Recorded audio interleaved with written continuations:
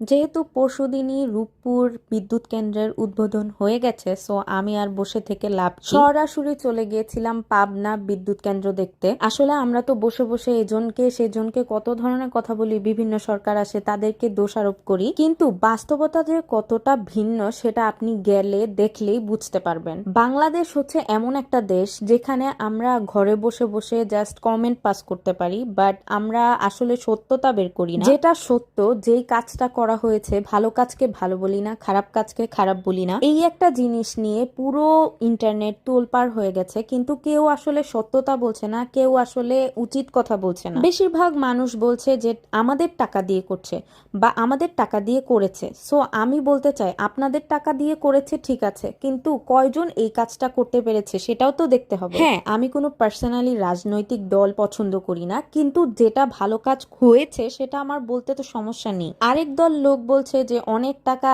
ঋণ করে গেছে। ভাই, ঋণ নিতে তুমি আমি গেলে ঋণ দিবে না, বা আপনি বা আর কেউ গেলে ঋণ দিবে না। ঋণ নিতেও যোগ্যতা লাগে। যারা এই ধরনের কমেন্ট পাস করেন যে লোন নিয়ে করেছে, তাদেরকে আমি একটা কোয়েশ্চেনই করব যে আপনি পারলে 1,000 কোটি টাকা লোন নিয়ে দেখান। হাজার বলবো না, কোটি টাকা লোন নিয়ে দেখান, তারপর আমরা বাকিটা বলছি। আসলে আল্লাহ পৃথিবীকে সুন্দর করে বানিয়েছেন ঠিক আছে, কিন্তু কিছু কিছু জিনিস আমাদের নিজেদের হাতেও দিয়েছেন। এই যেমন ধরেন রূপপুর পারমাণবিক বিদ্যুৎ কেন্দ্র, কেউ কখনোই কল্পনা করেনি যে এত বড় প্রতিস্থাপনা আমাদের এখানে হবে। Doctor MA. Wajid Miah mainly এই কাজটা, এই প্রতিস্থাপনা শুরু করার একটা প্ল্যান করেছিল সবার প্রথমে। উনি ছিলেন এক্স প্রধানমন্ত্রীর husband, and he did A fabulous job.